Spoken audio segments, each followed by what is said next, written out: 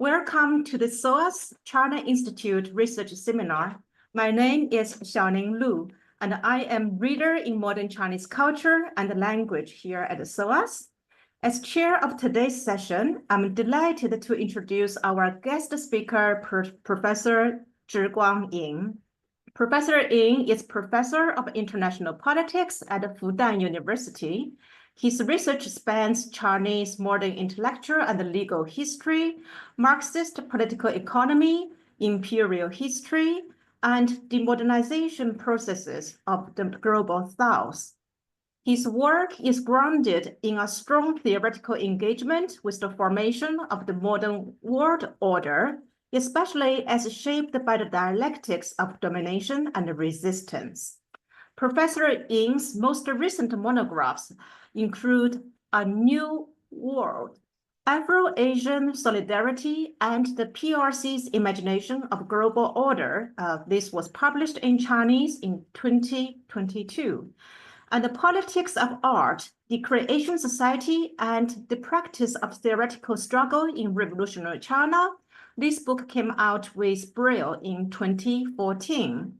His scholarship has appeared in leading journals, including the European Journal of International Law, Third World Quarterly, History, Turkish Journal of Sociology, as well as Chinese journals such as 社会科学 and 开放时代.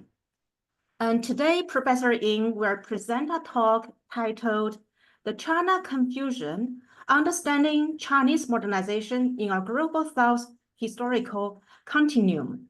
He will speak for about 50 minutes, followed by a Q&A session. If you'd like to raise questions or comments, please use the Q&A box at the bottom of the Zoom interface.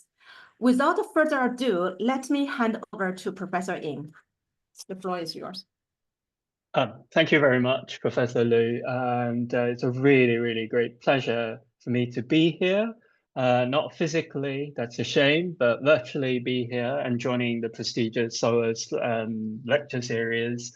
And it's also a great pleasure to see all of you, the audience. As I know, the weather in London is pretty nice today. The weather in the UK is pretty nice today. And I really appreciate all of you spending your time without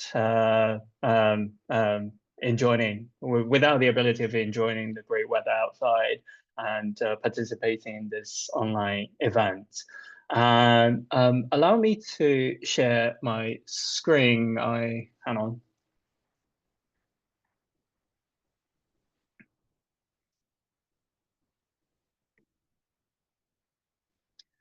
All right, are you able to see it? Yes. All right, great.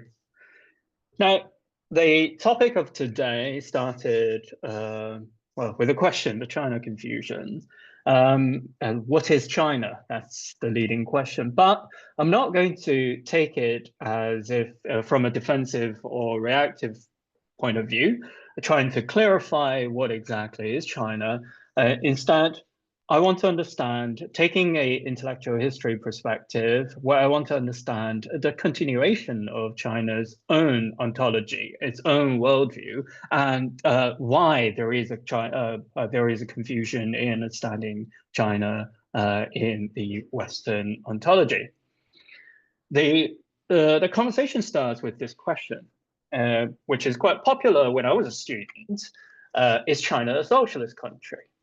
Now, when I was a student in the UK, when I was teaching in the UK, this is a question for many of the people who are curious about the nature of China.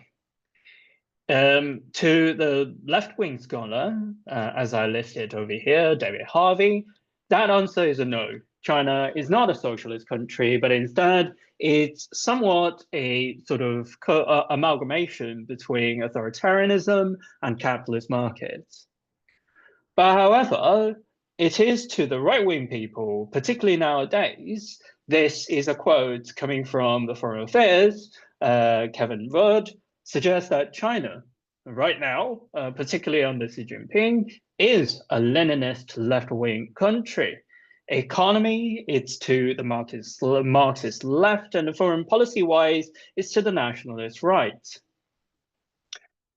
So right now we have two answers, seemingly. China, on one hand, is not a socialist country. It's so much so a capitalist market economy, and it's very much an authoritarian regime. On the other hand, coming from the right-wing people right now, China was understood as a pure Marxist and Leninist nation.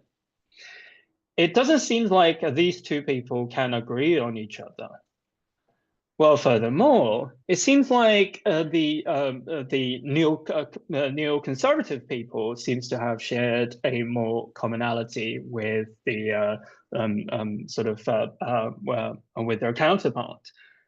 And this is a quote coming from one of the figures who has quite a strong influence in today's American politics. To Peter Thiel, he suggests that China, of course, indeed is a communist country, and it is, as they agree, a authoritarian one. So the answer regarding the question, is China a socialist country, seems to invite for many answers. Why there is such confusion? Why the question about China is so confusing that leads to many contradictory answers? Why the left-wing people think that China is not extremely socialist but authoritarian, whereas the right-wing people consider China is both authoritarian and a socialist and Marxist country. There's such a confusion, to my understanding, manifests not the problem of China, but the problem of the theoretical framework that we rely on. I call it the poverty of theories. For those of you who are familiar with Marxist rhetoric and terminologies, you know where this has come from. It is Marx's description of his peers at the time in the 19th century. The poverty of theories, the poverty of philosophy, are manifested in the following areas. One, as we can see, that the interpretation of China tends to derive from a static moment. David Harvey's description of China, the answer towards what is China a socialist, mainly targeting on the open door policy period China, particularly the first few decades of the Chinese open door policy. And to the left-wing scholarship at the time, the open door policy of China really shows that China is betraying its socialist tradition, and instead it starts to embrace the market economy, a pure capitalist notion. And then to people like Kitten Rod and Peter Thiel, China being a left-wing, being authoritarian, a left-wing country, is really a reflection of a contemporary situation. This sort of static view of China, of what exactly is China, seems to contradict to each other. In one moment, China is a socialist, but on the other hand, in the past, in another moment, China is not. How many China do we have, if we dare to ask that question?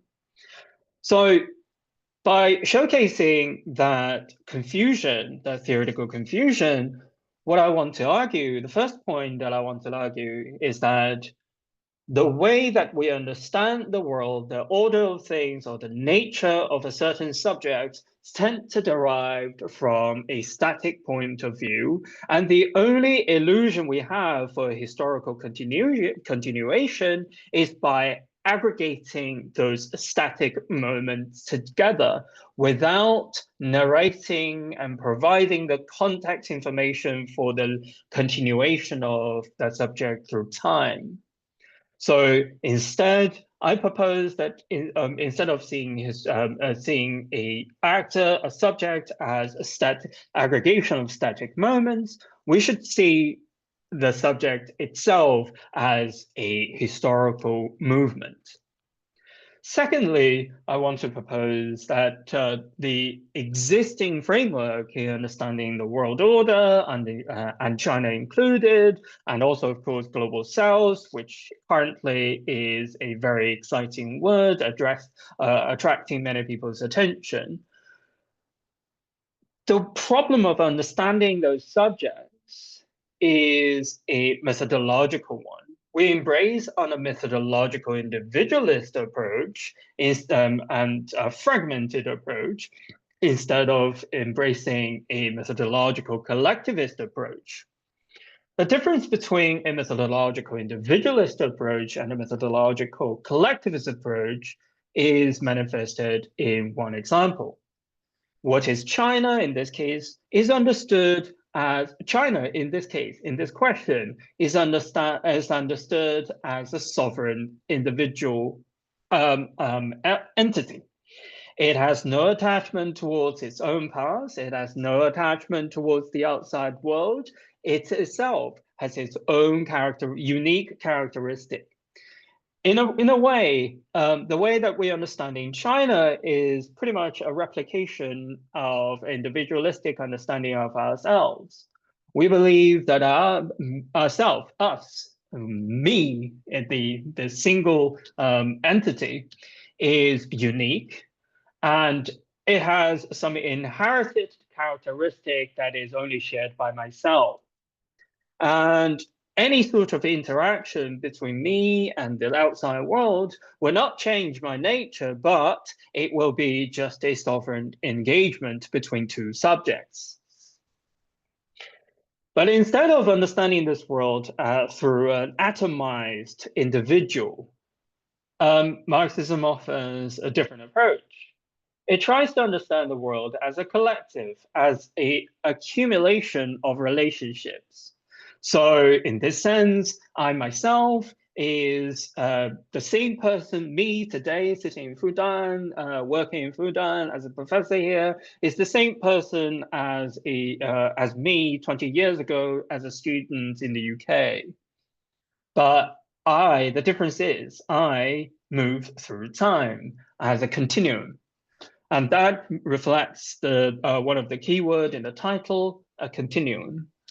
And also, I myself, as an individual person, is accumulation of my social connection.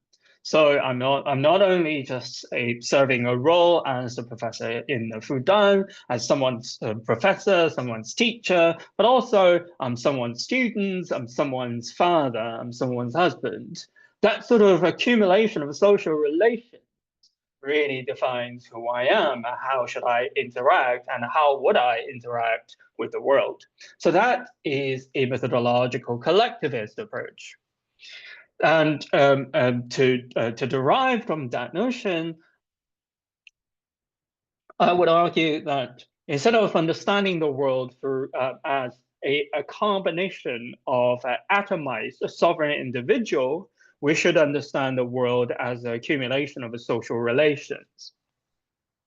And finally, the third proposal that I'm arguing is that instead of taking a formative sort of a logic, when we start to engage with a question such as the transformation of a world order, the transformation of history, those sort of cutting edge, very grand theoretical notions, it might be very helpful for us to embrace a dialectic logic.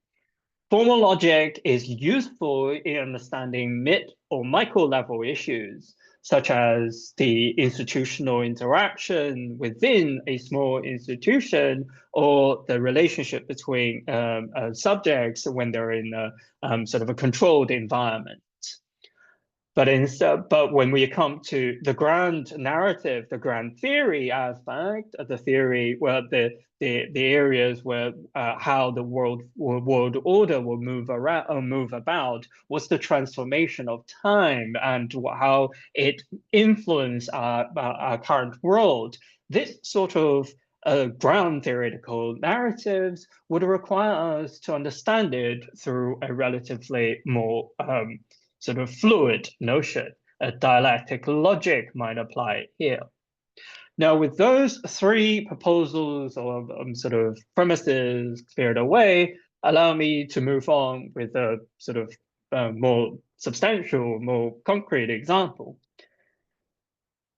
This is, well, for those of you who read Chinese or are following Chinese news, you will know what it is. This is a Chinese online reaction towards the ongoing tariff war between predominantly China and America, but arguably between America and the rest of the world. Over here, this is a mug, it's a cup that's printed on the mug. It says 对等关税战参战纪念, which is memorial to a memorial to celebrate the joining or the participation of equal tariff war. Roughly translated like this. Now, the shape of this mug is worth extra elaboration. It is immediately for those people who grew up in China. This is an AI, by the way. This is an AI generated image initially, but now if you go on Taobao, you will be able to find the real commodity as such, a real cup like this. You can buy it off from Taobao. But this aside, for those people who grew up in China, at least for my generation, I was born in the 80s. My grandpa was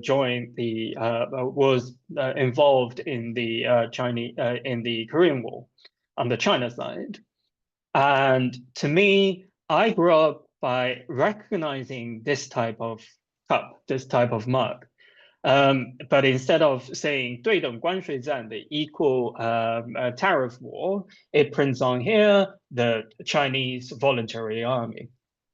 So the shape of this mug really recalls a historical moment in China in the beginning of the People's Republic. In 1950s, particularly in 1950, the Korean War, which in China is memorized as 抗美援朝, anti-American, imperialist, and supporting Korea War. Although this generation of Chinese has no personal connections with that war, that object, the AI-generated object, immediately brings up memories for Chinese that they are in a historical moment that is not isolated from the past. It is, to them, a continuation of this long struggle for equality. The same here is the Chinese online cartoonist drawing an image of China standing up, just like a David versus Goliath story. China standing up while the rest of the world are conceding to the naughtiness of the tariff war. Now, China standing up, it seems like a nationalist rhetoric. Surely, if we look at this very specific case, the trade war itself, we could of course understand it or explain it through a nationalist perspective, China versus America. But is it only the case of China versus America?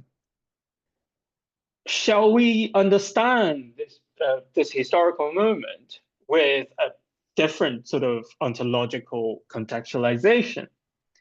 Now, to understand the historical significance or the rationale behind China's reaction towards America, we might have to put China in a long contextual, in a long context, which is, I would describe it as the Global South project. What is the Global South project? To summarize, it is fundamentally a project of competing for equality. Now, the competition or the struggle for equality should not be understood in a vacuum. The struggle for equality from the Global South perspective really starts with an existing hierarchy, the monopoly of the world system. This monopolization of this world system in the last 40 years, starting from the late 1980s, was characteristic by the American sort of domination of the world's market. And that domination was on two fronts. On one hand, it's a domination of, well, it started off as a domination of production. But with the neoliberal globalization, the domination of production start to be disseminated along the global value chain. Some of the production start to be moved towards further down towards the third world country, if you call it, or developing country, or the global south nowadays. And then the rationale behind this moving dissemination of the global supply chain is that the American market, or a small group of American would be able to control the the sort of value chain with the high value added elements. And that creates, on one hand, the dependence of from the global south dependency on the knowledge sharing of the global north. But this is not the complete story. The monopolization also happens along the market line, the consumption line. The consumption line is understood as this. If we remember what Trump have said in his famous Liberation Day argument, and then followed by the State Department's manifestation, is that one of the major reasons why the world will yield towards Trump's tariff war was because America is the biggest and the only sophisticated market that will consume all the consumption, all the production across the world. So the monopoly was really, particularly during the neoliberal time, happened not on the production side, but predominantly by controlling of the consumption side. The world's global south could, by all means, conduct their production, could do their production, could manufacture their things, but they don't have a place other than America or the general global north to sell it to. So it is out of this specific confidence that Trump argues that America is the biggest market of the world. Henceforth, everyone would have to bow down kowtow to our tariff requirement, tariff demand. So this sort of a monopoly, particularly on the consumption side, is lack of analysis from a mainstream sort of developmental economy, but it was highly sort of elaborated in the 1950s all the way to the 1970s dependency theory and the world system theories coming from the South. With that contextual information in mind, let's go back to the current situation. Now, if we pay closer attention to sort of the Chinese argument, in the past 3 to 4 decades during the sort of the open door policy, the first stage of market reform, the open door policy stage, where David Harvey criticized it as the neoliberal marketization, what China is trying to argue for or trying to strike for was to compete for moving up the value-added chain through joining the global north or the global market circulation that is monopolized and dominated by the north. This moving up the value-added chain was featured with several policies that we're familiar with today, such as welcoming the investments coming from the north, turning China into a world factory so that they could supply with any sort of a cost, environmental and human resources, all sorts of costs, but with all those costs in mind, China would be able to accumulate a certain amount of the surplus through joining by becoming the world factory. And also, there are several policies at the time that was hugely criticized nowadays by the American State Department. One of them being China putting up a tariff, that protective tariff. And also the second is China having a protective exchange rate, a sort of sovereign currency that is not freely exchangeable on the global market. Now, what I want to emphasize is that it is not not only China's demand, but in general, having a protective tariff and having the ability to control your sovereign currency so that whatever that you accumulate through participating in the world circulation could remain, the surplus could remain, the value added, some of the value added component could remain in your domestic economy and joining the reproduction, and henceforth consequently forming a healthy circulation. And that's the two things that most of the global south or developing countries or the third world countries are asking for, not now, not 30 years ago, but as early as the Bandung Conference.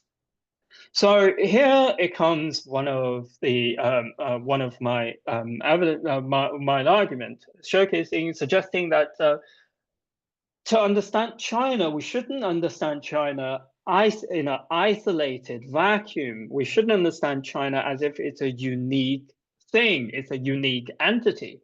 But instead, what China is asking for in the 1980s, 1990s, at the early stage of the of the economic reform, was no different from many of the global south countries were collectively asking for as early as the 1950s and 60s and onwards.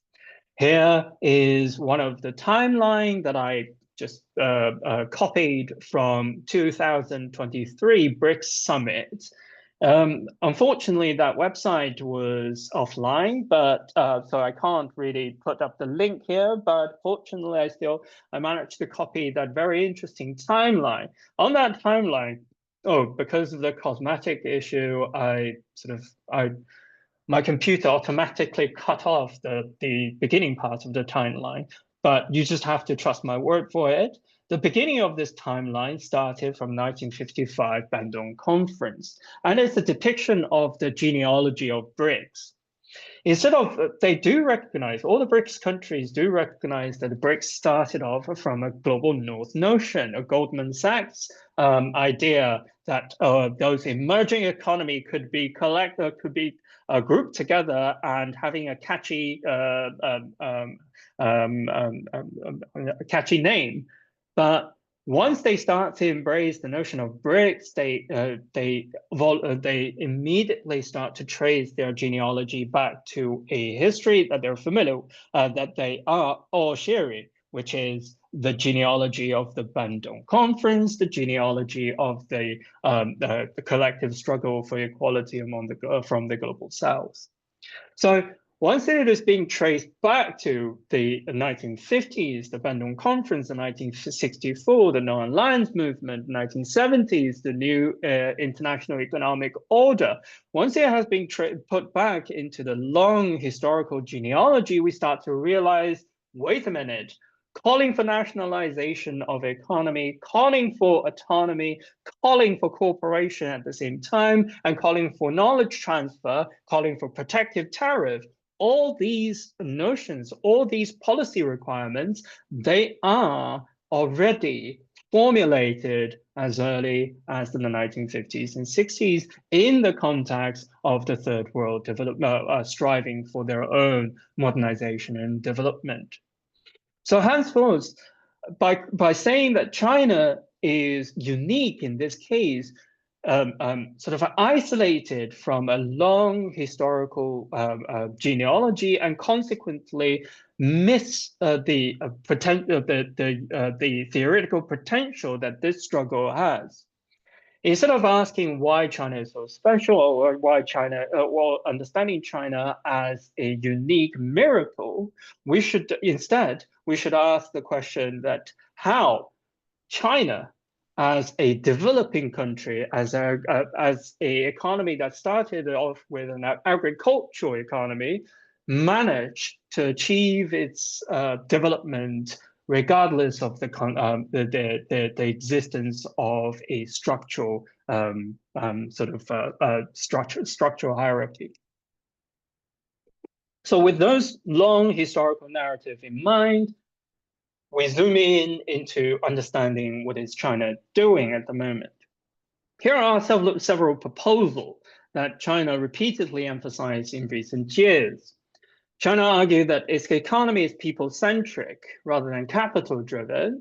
China repeatedly emphasized, particularly in the beginning of this year, argued that it wants to increase the real economy, increase the production, but it wants to gear the capital investment more towards the production-driven financial sector.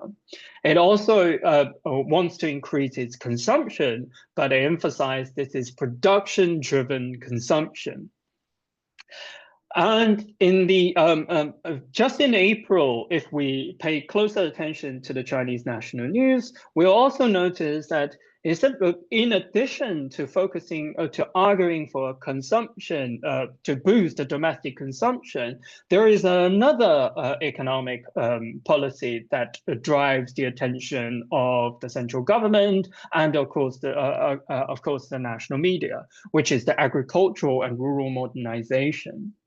So instead of arguing like the early sort of a few decades during the open door policy, arguing for urbanization, now in 2025, you start to see China putting more and more emphasis on the issue of rural modernization.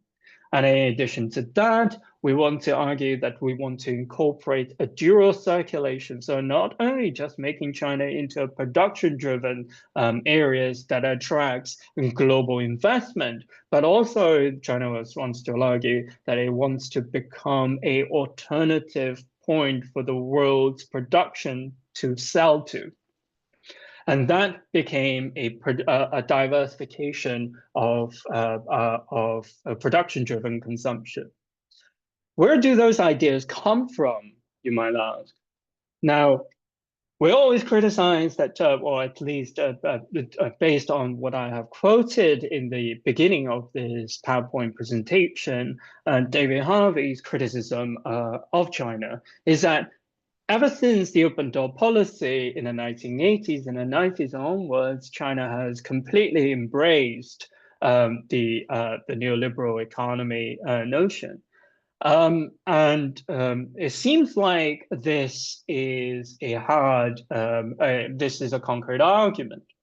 But if we take a historical approach into understanding, or taking an intellectual history approach into understanding, really tracing the development of the Chinese economic rhetoric, and particularly the developmental economy's development, we realize that as even at the peak of the open door policy, when everybody was uncertain and there is a tendency of a sort of triumphalism that everybody should be looking towards the east side or towards the west side for answers, it was in the 1990s and 1980s and the 90s the main characters, the main figures in the Chinese national, in the developmental economic sector, all those main intellectuals, what they're focusing are actually these issues.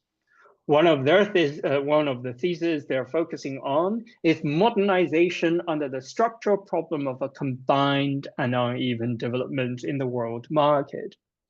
If we're familiar with dependent theories argument and Marxist rhetoric, then we know that both of the quotes in the citation mark comes from this intellectual genealogy. World market is a Marxist notion, whereas the combined and uneven development really derives from the dependency theory. And to them, the biggest concern is here I have listed two main figures. One is Zhang Peigang, who was a Harvard-trained economist and published his famous work in the 1950s, Agriculture and Industrialization. Agriculture and Industrialization in the 1950s, and then later on was published in English, and then later on it was published in Chinese in the 1980s, 1984 to be specific. And then another figure is a younger, slightly younger intellectual who's a member who was a member of the department I am working for right now, Chen Qiren, and I have the privilege of editing his collective work, the 8th volume of Chen Qiren's collective work last year, and it's published last year, available now. But these two figures, they're in dialogue with each other. One of the core questions they're asking for, Zhang Peigang and Chen Qiren, they're asking for, is we should, instead of looking at the developmental issue as if this is a pure scientific economic issue, we should take a position, a very clear position, a position where China started from, a position of the global south and developing country. To Zhang Peigang argued, the positionality is my summary, but he really argues that agrarian economy and economic backward countries share a different complexity than the already industrialized countries. So in order to truly understand the developmental issue, it should not be understood as if this is a pure economic issue. You should take real and historical relations of productions into consideration. And this, in the context of an agrarian and economically backward country, is the highly mixed nature of relations of production. You have, in the case of China, you have places where agrarian economy was dominating, whereas some parts you have partially industrialized relations of productions, and then in other parts, places like Shanghai, you have sort of a glimpse of what the dependency theories would call the Pompadour economy structure. Nevertheless, this complexity, this sort of a high mixture of social and political condition, this complexity of the relations of production forms the unique problems that all economic or developmental economists should think about. So to people like Zhang Peigang and Chen Qiren, it's not the successful cases, the cherry picking successful cases at the time was the 4 dragons of Asia that everybody should focusing on. They're important, but they are not universal. What makes the issue, what embeds the potentiality of universality are all those unsuccessful cases, where those countries where their development was not able to fully carry out. Here, I quoted one of the articles he wrote. Zhang Peigang wrote it in 1989. It suggests the title is where should the development economy go? A brief note on the need of establishing a new approach to the study of development economy.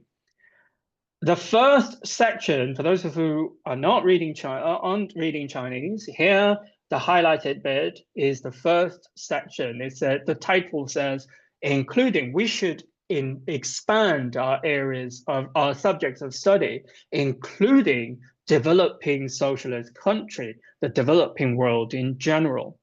It should, the main purpose, the purpose of developmental economy study is to focus on agrarian nation or economically backward nation, and on how are they going to realize industrialization and modernization.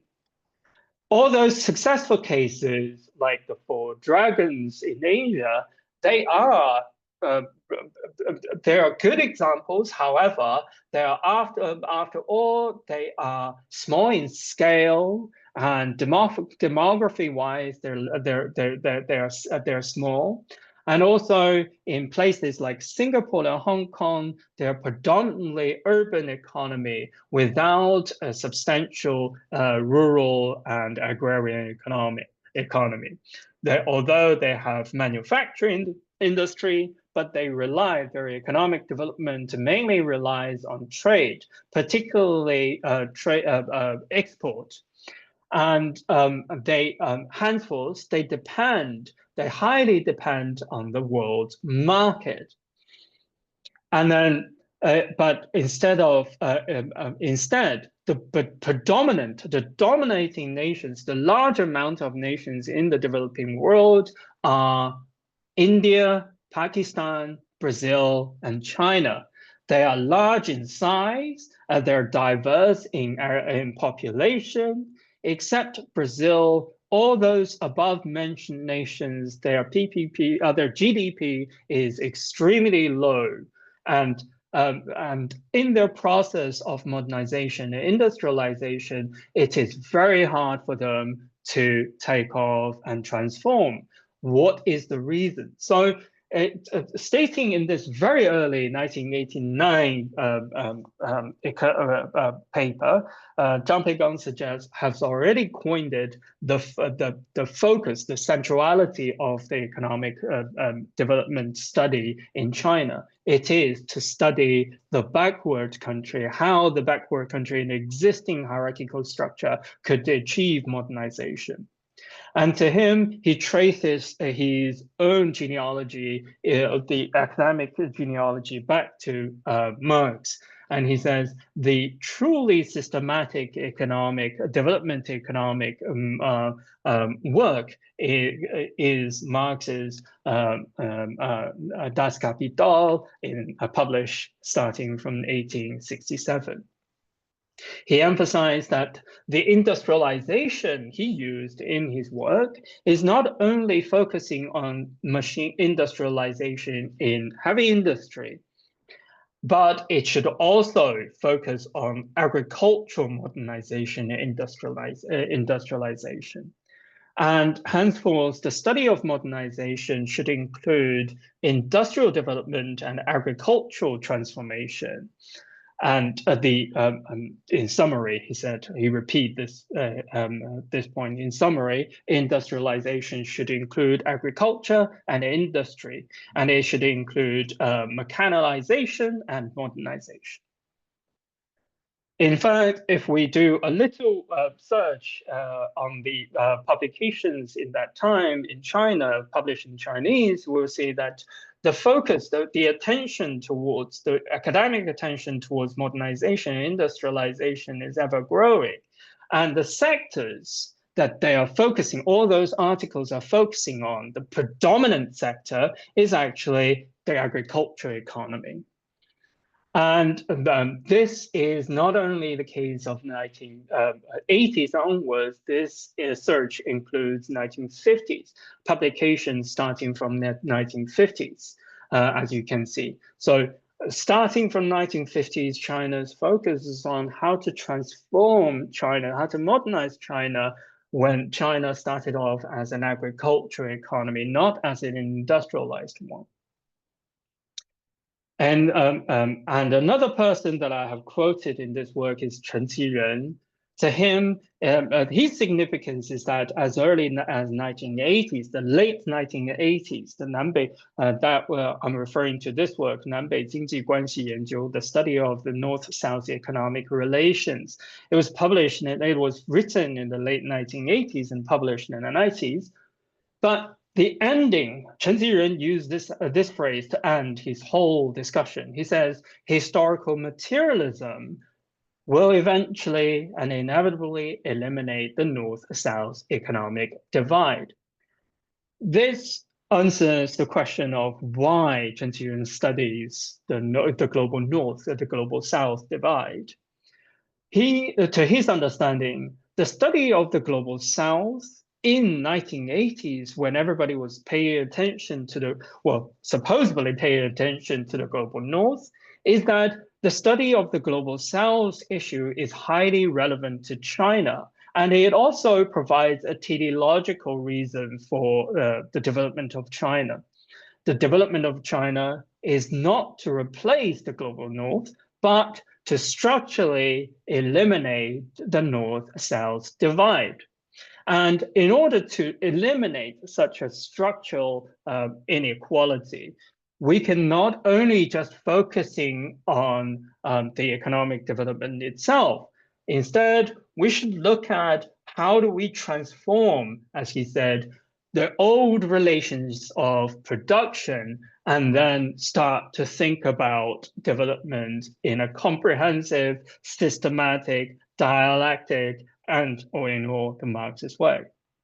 The reason why I mentioned Chen Qiren and the reason why he and him and Zhang Peigang are in a continuation and continue to be relevant today is because if we take a closer look, then nowadays the brain behind many of the Chinese economic policy, foreign policy, and the overall the central government strategy, the person called Wang Huning, he was then studying in Fudan under the supervision, under the guidance of Chen Qiren. And to him, many of the, if we look at Wang Huning's work published in 1980s, we'll realize that many of these works in the preface, the first person he thanks to is Chen Qiren himself. This continuation of genealogy, of intellectual continuation, spans more and reaches into many more areas. Here is another example of discussion on modernization by a historian in Beida, Peking University, Luo Rongqu. To him, Luo Rongqu suggests, this was published in 1989, Luo Rongqu suggested that the economic transformation, the modernization itself, it should be understood in a long historical duration. And the significance of Chinese modernization is that it is not just a continuation of a capitalist way of modernization. It is a continuation of a diverse approach towards modernization. A modernization at the time in the 1989 work, a socialist modernization, and this diversity of modernization approaches leads to the second half of the 20th century, the greater diversity itself around the world. To understand the world, to understand the formation of this world through interaction between two partners, by engagement of China with the remaining part of the world through a hierarchical structure, by positioning China in the oppressed bit of that hierarchical order, was manifested or reflected in the early 1930s, starting by what I call it the Genesis period of Chinese study of international relations, or at the time called the World Studies. This was the magazine published in 1931, Shizhe Zhishi, the world's knowledge. It was arguably the very first systematic IR study work or world study work, journal. And in the editorial notes of the first issue, it says the purpose of Chinese study of the world is to study first anti-imperialism, and it's to take the perspective from a semi-colony and a colonized people. It is for the purpose of empowering the development itself, and leading the development is not only just the economic one, but also, more importantly, is a social and political liberation in general. And finally, the ultimate utopia that they're aiming for was the global peace. And only by eliminating that hierarchical structure, arguing this peace, that we could achieve that utopia. Even further back in the 1920s, one of the famous examples is Mao Zedong himself. in his speech when he was a still young student in 1921.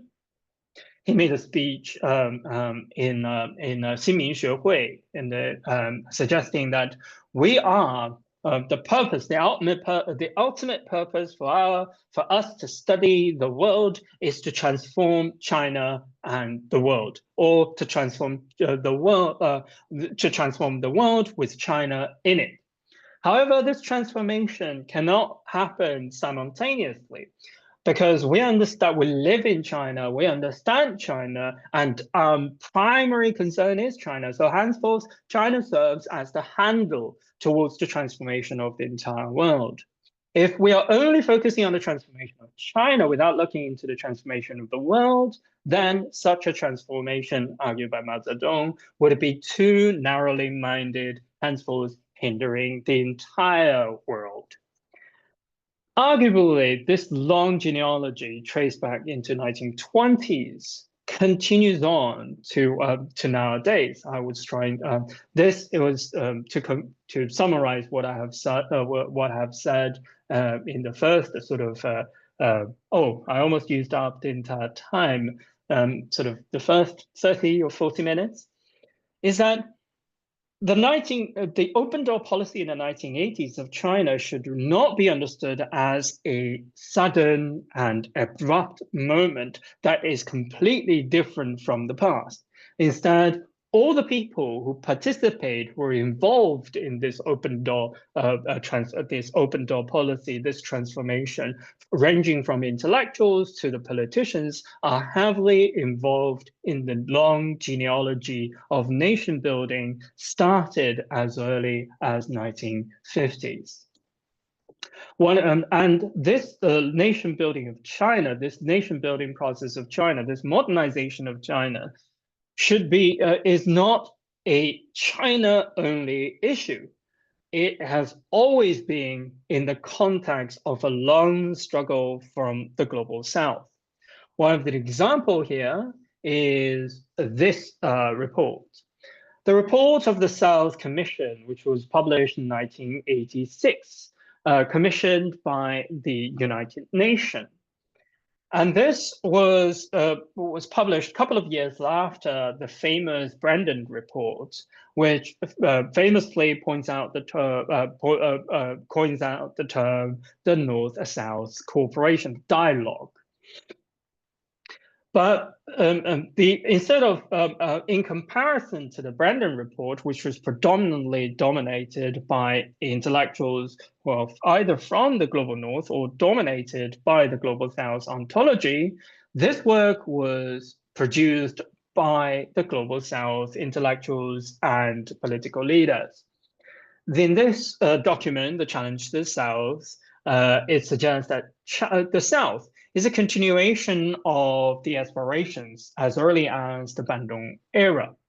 Globalization, however, is the new condition that the global South country or the third world countries are collectively facing.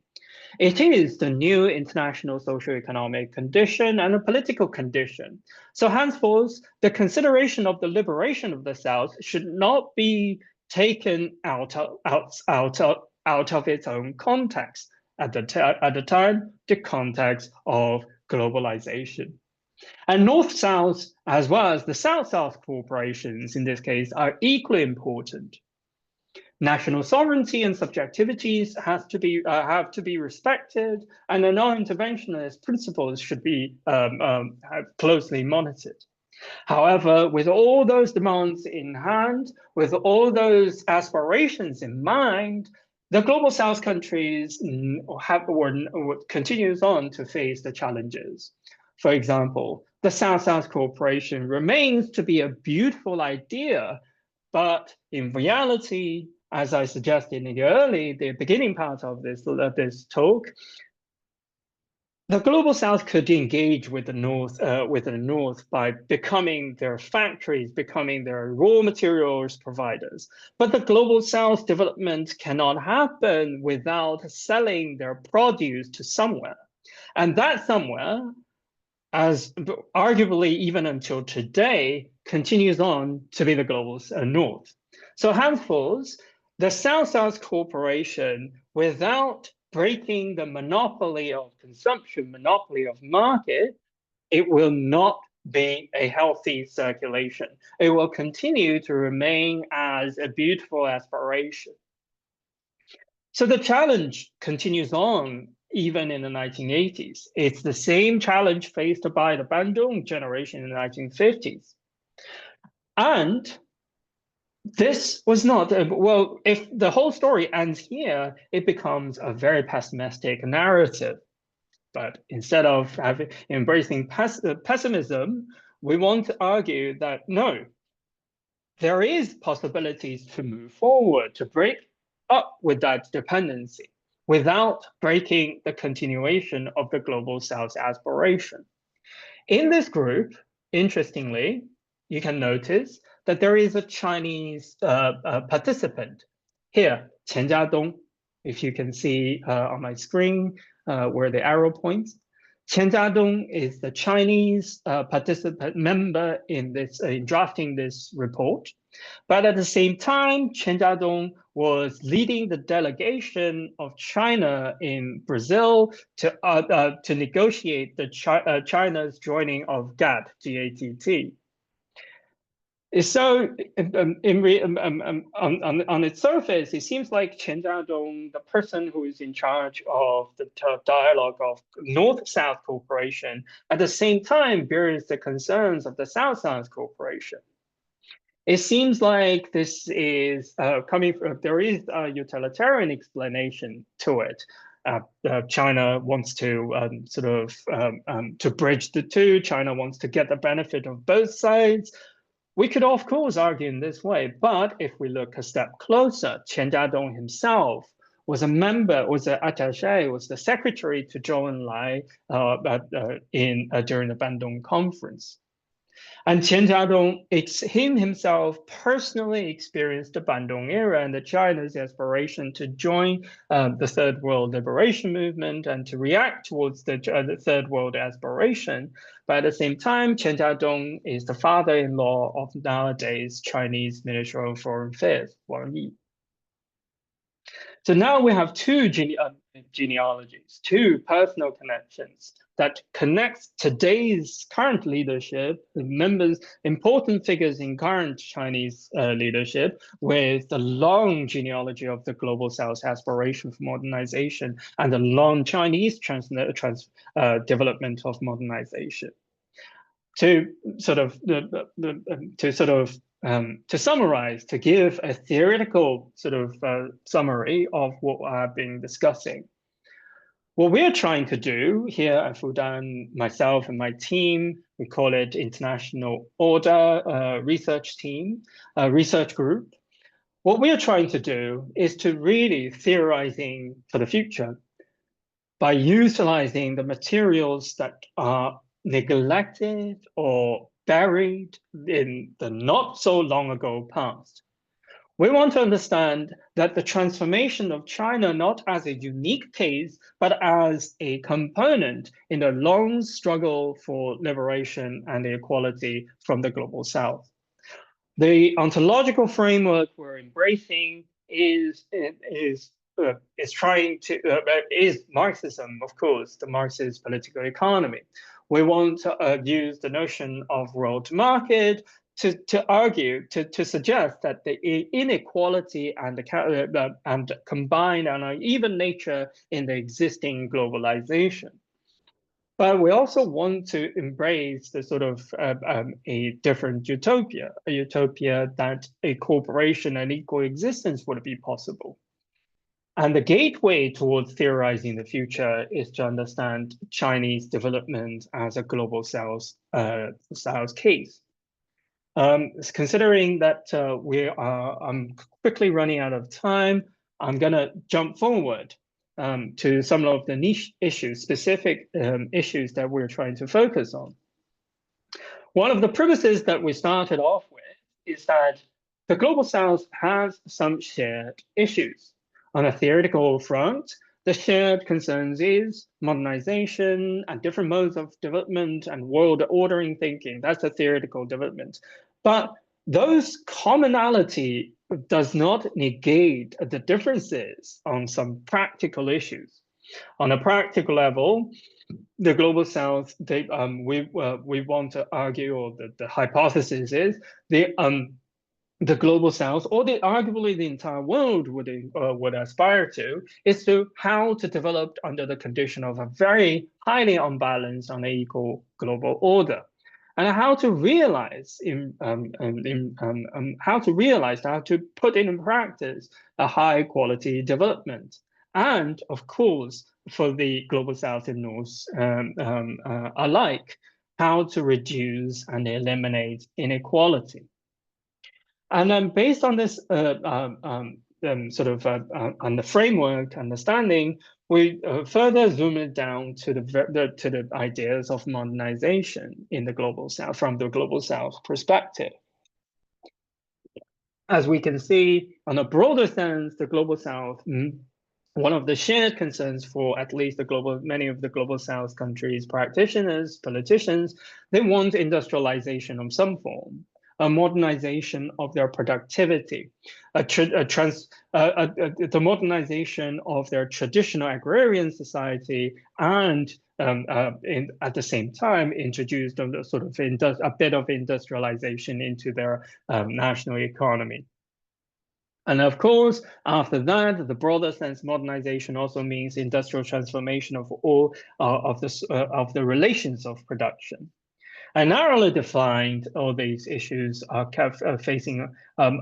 focusing on the very niche, specific, policy-oriented cases, such as how to speed up social development, how to increase the national capacity, how to catch up with the industrialized states. So by recognizing all those common needs, we developed a a model trying to envisioning a development without intervention. That model could be roughly summarized like this. It is aiming for building a platform, not a formal international institution, but at least a platform, an institutional platform for cooperation, for mediation. But also through that, we could envisioning ways, both governmental and non-governmental approaches to build up a people-centric, social-centric and people-centric development, and to build a strong state that is, and henceforth leads towards a strong state that is people-centric. And we want our study to be evidence-based. We want to have an index. We want to have a a database that could correctly or accurately manifest the varieties of concerns and the social conditions in the developing world. And ultimately, what we want to hope for is that sort of a development, that people-centric development, would embrace the capacity of a nation as well as society, civil society, for autonomous development in general. And that is the vision that we're trying to aim for, and it is within that bigger context, contextual information, that we hope to understand the uniqueness and not the uniqueness, to understand the theoretical significance of China's modernization and Chinese modern transformation. And here, sorry for rushing through the last bit of introduction. The last bit is basically just the introduction of what we're doing. But for people who are interested in our works, please feel free to get in touch. My email is available online. So here ends my discussion today, and thank you very much. Thanks for your attention.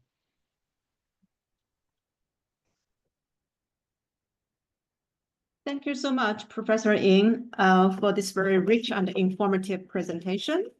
And now we are open the floor for questions. So audience members, if you'd like to stay anonymous, please feel free to do so. But it would be also very helpful if you could provide information as to who you are. This will help us to understand where the questions are coming from. I think we've already got a very interesting question in the Q&A. So the first one is from Hallie. It's quite long, so I'm going to read it out. Would not this yes or is not schism in the poverty of theory also apply to ideological practices across the board? Marx himself stated that he, for one, was not a Marxist. Adam Smith argued vehemently against all forms of poll tax, yet it was the Adam Smith Institute who proposed the poll tax, leading to the riots on the street, which Smith himself predicted. In deconstructing modular demarcations or conceptual self-images underlying political dogma, Lasky's inarticulate major premise is pregnant in geosphere while uncovering the invisible layers of power. UK, US, EU often present in discourse as free or liberal democratic societies, whilst simultaneously enacting bombocratic regimes, which never present themselves as authoritarian. Isn't the lesson that we need to calibrate and evaluate any particular political or social or economic model in practice? Would you like to address these questions? It's an excellent question, and the short answer to that is yes, of course.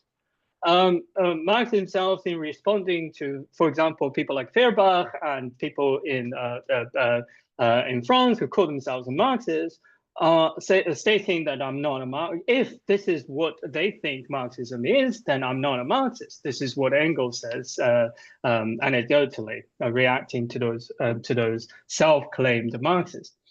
And that manifests a reality of Marxism itself. Instead of finding the normative core of any sort of subject, it is the power struggle, the relations in a long historical and political durée that we should focus on. So in reality, instead of calling it a practice of the philosophy of praxis, it is in nature a philosophy of motion, of movement. Marx himself is trying to comprehend the movement of the world, or the world as a motion. But it doesn't mean that Marxism denies that there are trends, there are sort of principles behind it. Instead, he argues that there are fundamental things that we could focus on. For example, the material foundation of the diversity of modes of production and the transformation of modes of production and its consequent impact on the human world. And also, of course, Marxist analysis is highly contextualized. And all these methodology, I would argue, are celebrated in some of the examples that I have showcased in the PowerPoints. That instead of asking whether or not China is socialist, which, by the way, is a David Harvey question, Chinese intellectuals themselves never ask that question. Instead, we're focusing, as we can see, the 1980s intellectual work, they're focusing on the long sort of the transformation of modes of production in a highly unequal and complex world. And then a highly unequal and a complex world condition, one of the premises that they are working with is that world is the reality that the Chinese modernization cannot get away from. So by recognizing this reality, by recognizing the inequality, the bottom line is all the intellectual works, all the practices, we're trying to address the very fundamental question: how do we transform that structural, that uneven structure, that hierarchical structure? And eventually the answer to that generation of people is to look at the global south and to uplift and transform the global south with China in it. And once that the modernization transformation of the global south is complete, gradually it means there will be a diversification of global circulation. Once the diversification of globalization of circulation is complete, it means that a hierarchical structure, that a highly monopolized capitalist world order will be naturally eliminated. So there is a teleological purpose to that too. So to me, I guess I think that question is ultimately important to recognize Marxism as a ism or as a methodology to understand motion, rather than a methodology that has its normative core, a set of principles that can be applied universally across the world. Great. We have another question from Alexandra. Professor Ng, many thanks for your enlightening presentation. I'm particularly interested in your thoughts on the positioning of the Global South with Xi Jinping's world order vision of the common destiny for humankind, and on China's dual circulation policy. Thank you. And Alexandra is currently a visiting scholar at the SOAS China Institute. Thank you. All right, thank you again. This is an excellent, wonderful question. And in summary, I've sort of briefly mentioned in the one of the earlier slides in the presentation, the so-called dual circulation right now predominantly are understood as if through a old modes. A mode of an idea that China continues on to be the world factory and produce surplus or commodities and sells it out to the entire world. And one of the argument is in the context of the tariff war, China is no longer available to sell it to the global North countries, the West. So henceforth, the global South was used as an alternative. But if we look closely as the shared sort of commonality of humankind, we would understand that this is not the whole story. The whole story, China introduced a zero tariff to pretty much most of all of the African nations as in last year, and China start to have free trade agreement with many of the sort of the global South countries, and particularly recently with Latin America and the Caribbean countries. This sort of no tariff trade wars, trade corporations opens up a new possibility, a possibility of not China selling to the other part, but other parts of the world selling to China. How do we understand this? We should understand it in connection with the Chinese Belt and Road policy. Now, the Belt and Road policy was focusing on infrastructure construction, was focusing on building up the industrial capacity of the recipient countries. And some in recent years, China also argues that we should have small and beautiful projects that focuses on local community, that builds up the local community's human capacity, that focus on handiworks. We have Liu Ban Gongfang, small workshops in Africa that opens up to individual handymans to train their skills so that they become self-sufficient. That sort of small workshop as part of the Belt and Road Initiative. Now, this Belt and Road Initiative, focusing on building up the national capacity in those global South countries, were not aiming for exporting Chinese production outside, but to enhance the local production in the recipient countries. But this project, these kind of projects have been done by many of the other sort of global aid provider in the past. Why can't they be successful? One of the predominant reasons is that whatever is generated in the local small production circle whatever surplus generated in the local production would not stay in the local community, but go towards the global South, global North consumer market, or at least a large share of that surplus value goes to the global South, global North consumer market. the world circulation is not only on the production end, but also on the consumption end. And in the past, the consumption has predominantly been monitored or be dominated by the global north. There is no other market to sell it to but the global north. Henceforth, you would have to use American dollars to borrow American dollars and to use American dollars to buy things. And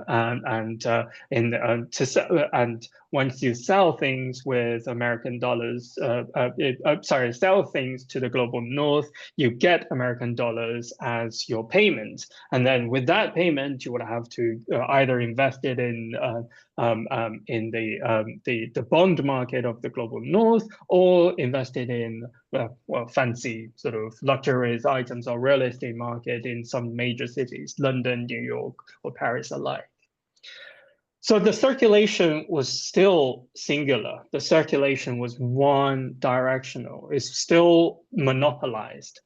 Now, the dual circulation is not only just about connecting China's domestic economy with the external circulation. That has been done in the early stage of the open door policy already. That's the story of the first 3 decades of the economic reform. China has always embraced the globalization. China has always argued that they should be part of the world circulation. So the dual circulation nowadays was not repeating the story of the first 30 years of the economic reform, but instead the dual circulation is focusing on, or I want to argue, is focusing on turning China into a destiny of consumption too. The global south market, the global south production, whatever is produced in the global south, would be able to sell it to China too. At the time of the tariff war, one of the message that everybody sees is, well, maybe sidelined by all those wars and sort of conflicts, but China used to be the major buyer of American soybean.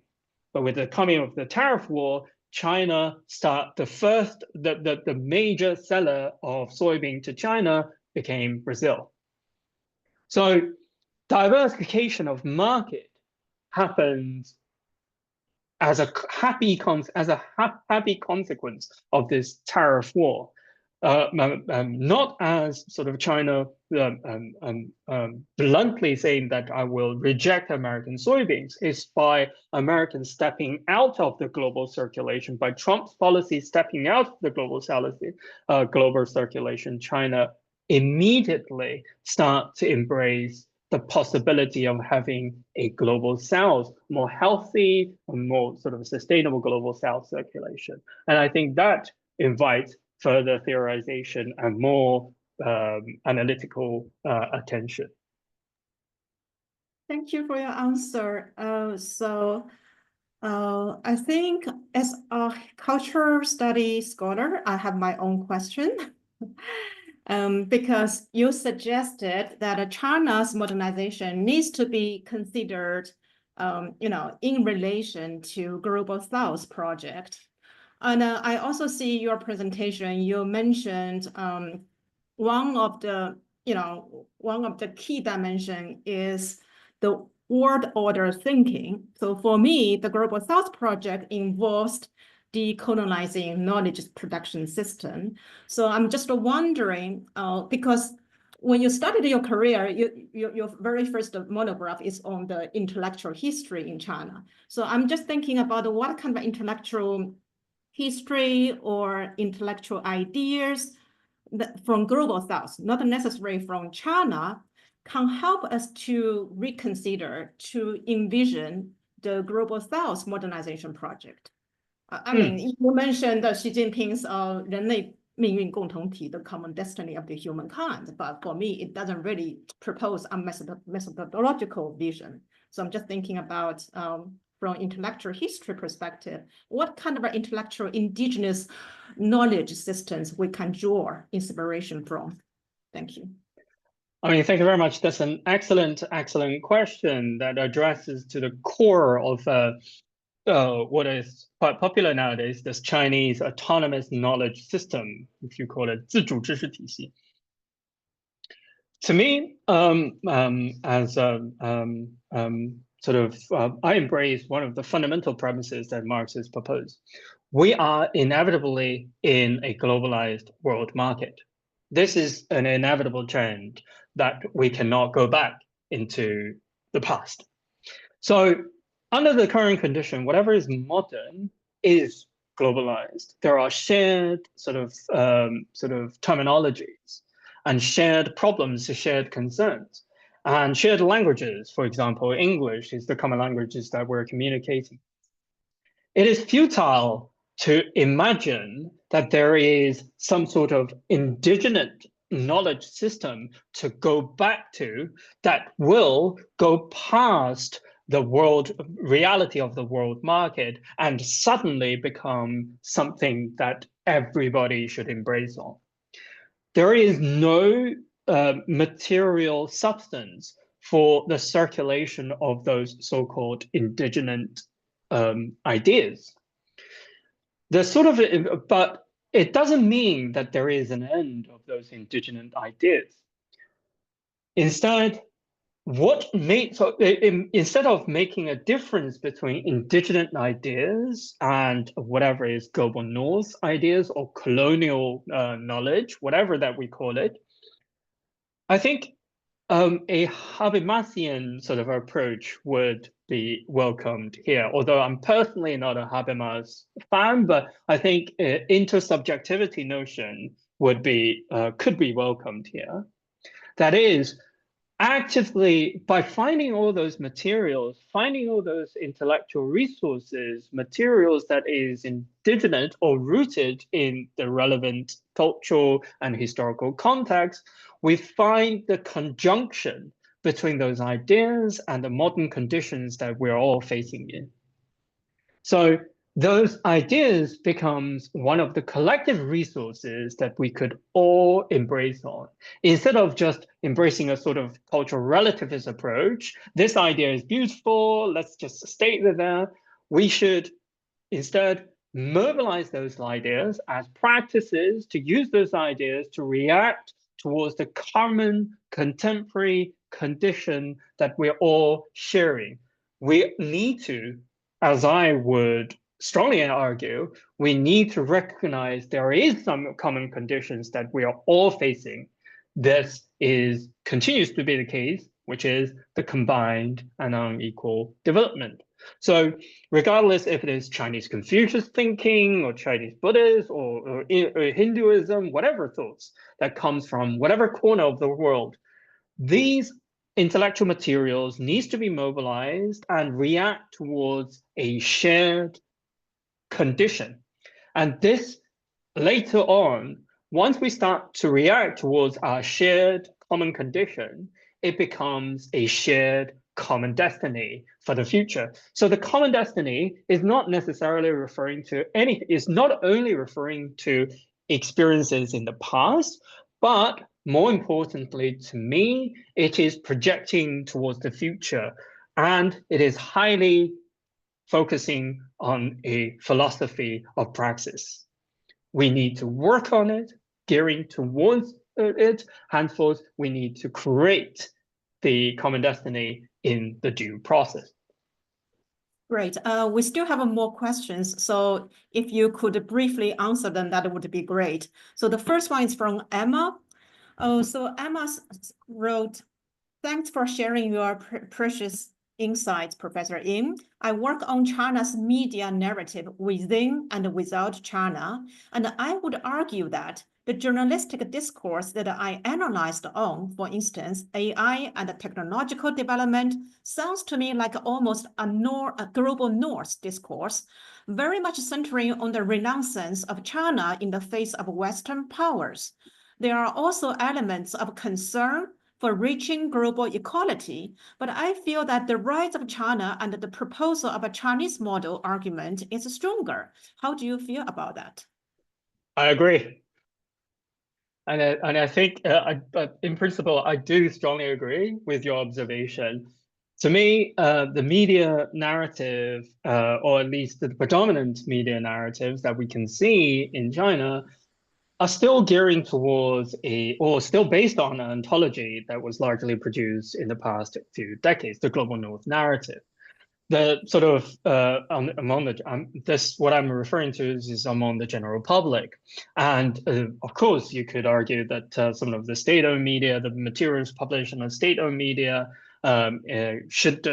is questionable whether or not they could be considered as the general public. But to me, the state media are a composition of individuals that were trained in the sort of ontological structure that was predominant in the past few decades, the global north narrative.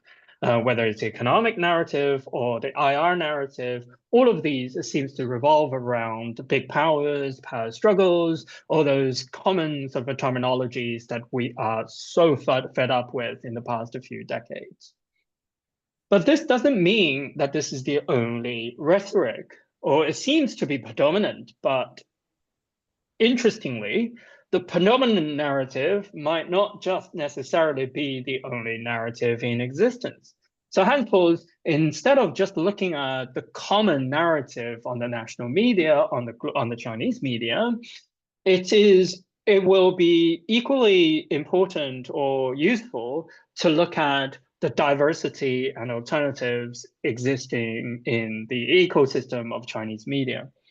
There are people like sort of the state narrative, the state the real official narrative that focus on we're not interested in power struggle, we're not interested in polar politics, we're not interested in big power transitions, but instead we're focusing on a sort of commonality of whatever, right? The usual narratives that we're familiar with.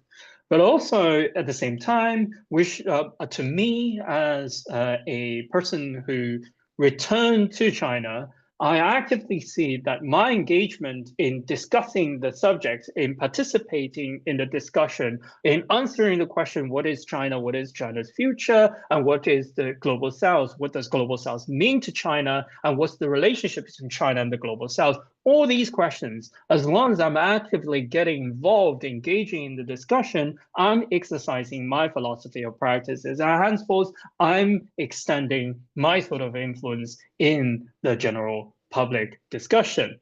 And by teaching the students, by emphasizing this sort of the forgotten line of intellectual genealogy, by clearly articulating what does China mean to the global south, and what does global south mean to China? All these questions, by clearly articulating those questions to not only the English-speaking audience, but also the Chinese-speaking audience and students, I think we are actively, or at least I believe my engagement are actively shaping the dichotomy of the narrative.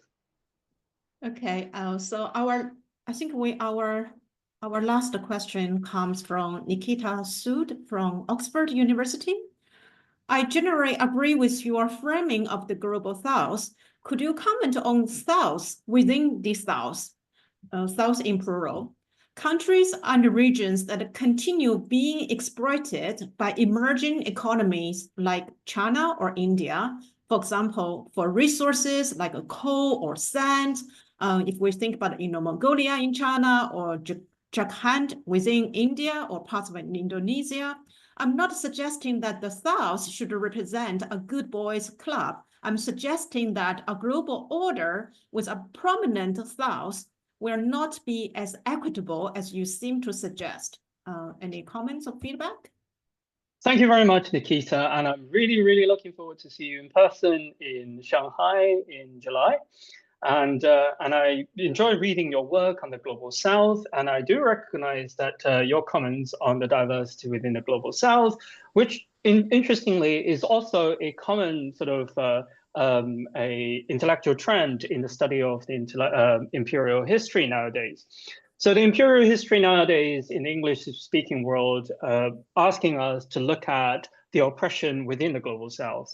This is a very important perspective, this very important direction to look into. However, I think by focusing on the South, within the oppression within the South, the problems within the South, it in fact provides a warning sign. On one hand, it provides a warning sign. It's telling that what can be wrong when the emerging powers or emerging forces in the global South could do that mess us up with its aspiration towards the South, the global South's liberation aspiration.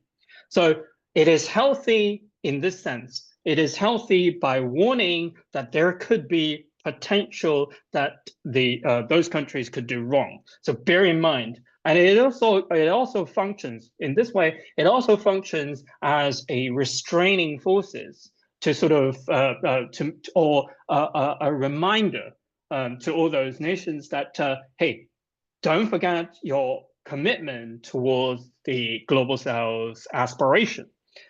Just keep reminding them. So that's on one thing. But on the other hand, it also embeds its own risk. So its own risk entails in this aspect. By focusing on the South's oppression, it tends to ignore the bigger picture, the structural problems that creates this ontological thinking of the world order, as well as creates the unequal development across the world. If we argue that the South's oppression is equally important as the North-South oppression, we are effectively denying that the North-South oppression creates the current world market, the current world system, the combined and unequal structure.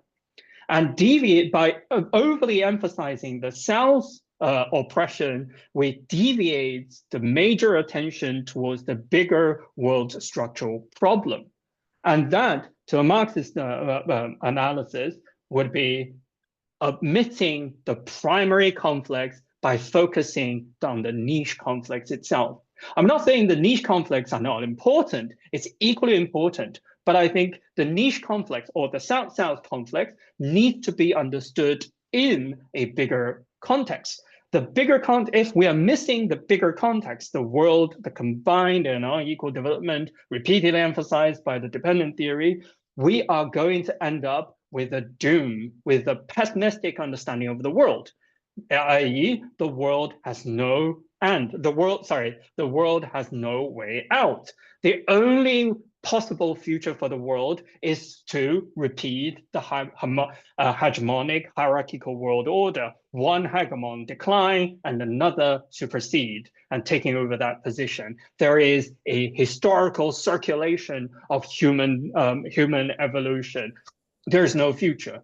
No, what I argue is that in order for that South-South oppression narrative to function as a restraining power, as a reminder for the South development, we need to have a new ontology to understand the position of the South, to understand the development of the human future.